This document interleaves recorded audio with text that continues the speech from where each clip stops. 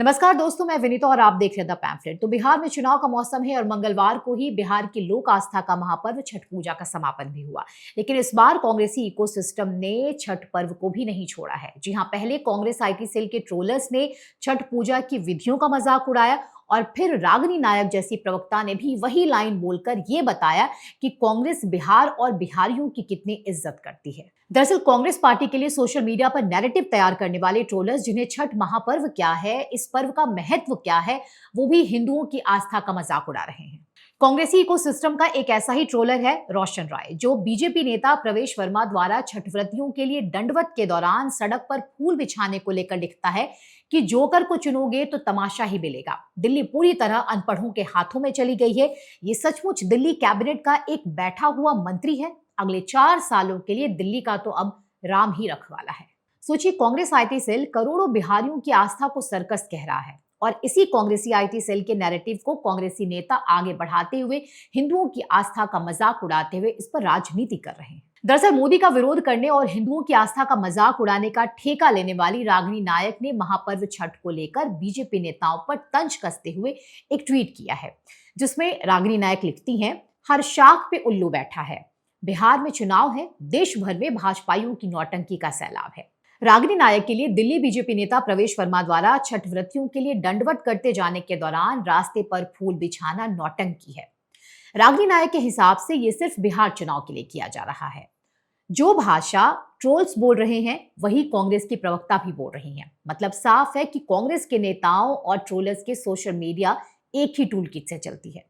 अरे रागिनी जी, एक बात बताइए, अगर आप छठ घाटों पर जाकर छठ व्रतियों के साथ फोटो सेशन करा के सोशल मीडिया में उसे फ्लॉन्ट करती हैं, तो क्या वो भी राजनीति है? क्या छठ के अवसर पर शुभकामना संदेश देना आपकी पार्टी के लिए एक पॉलिटिकल स्ट्रेटजी है? रागिनी जी, कांग्रेस के शहजादे राहुल गांधी ने भी तो छठ पूजा की शुभकामना दी है, भले ही वो औपचारिकता ही क्यों ना हो। तो क्या आप उसे भी नौटंकी मानेंगी? क्या राहुल गांधी भी ये सब बिहार चुनाव के लिए कर रहे हैं? इतनी हिपोक्रेसी लाती कहां से हैं आप? हिपोक्रेसी की भी सीमा होती है। मतलब कांग्रेस पार्टी के नेता छठ की शुभकामना दे, छठ घाटों पर जाकर अर्घ दे तो छठ के प्रति उनकी आस्था, लेकिन जब भाजपा नेता छठ पूजा में भाग ले तो नौटंकी।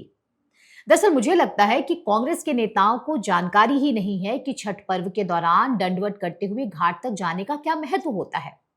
उस दौरान छठ व्रतियों के लिए क्या क्या रिचुअल्स किए जाते हैं। तो सुनिए रागिनी जी, मैं खुद एक बिहारी हूँ। बचपन से देखा है मैंने अपनी माँ को, जब वे छठ पूजा के दौरान दंडवत करते हुए घाट तक जाती थी तो पूरे रास्ते को साफ किया जाता था, पानी से धोया जाता था, कोशिश रहती थी कि कोई कंकड़ तक न हो रास्ते में। किसी कपड़े या तौलिए से हवा देते हुए सड़क की धूल तक हटाई जाती थी।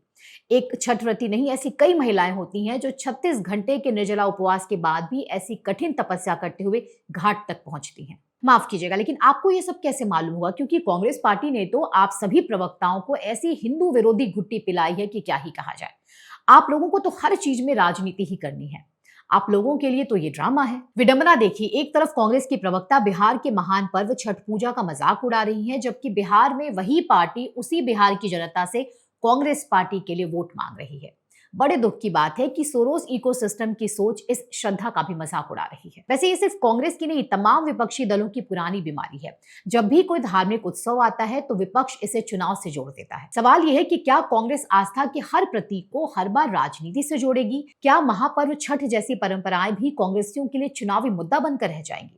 क्या आस्था सिर्फ कांग्रेस नेताओं के लिए पवित्र है और दूसरों के लिए दिखावा? रागिनी नायक और कांग्रेस पार्टी को यह समझना होगा कि छठ पूजा किसी पार्टी की नहीं, बिहार और भारत की पहचान है। आस्था पर सवाल उठाना, भक्तों का मजाक उड़ाना या उसे चुनावी चश्मे से देखना आपकी हिंदू विरोधी मानसिकता को दिखाता है। देखा जाए तो कांग्रेसी नेताओं और पूरे कांग्रेसी इकोसिस्टम को न सिर्फ छठ पर्व से दिक्कत है, बल्कि करोड़ों बिहारियों से भी परेशानी है।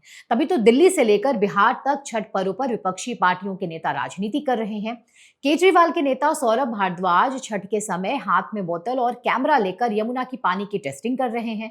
पूरा दरबारी मीडिया इस बात का फैक्ट चेक करने निकल पड़ता है कि मोदी जी यमुना की कौन सी घाट पर जाएंगे, उनके लिए स्पेशल घाट क्यों बनाया गया है। दरअसल इस पूरे इकोसिस्टम को दिक्कत है कि क्यों महापर्व छठ को देश भर में इतने उल्लास और भक्ति के साथ मनाया गया।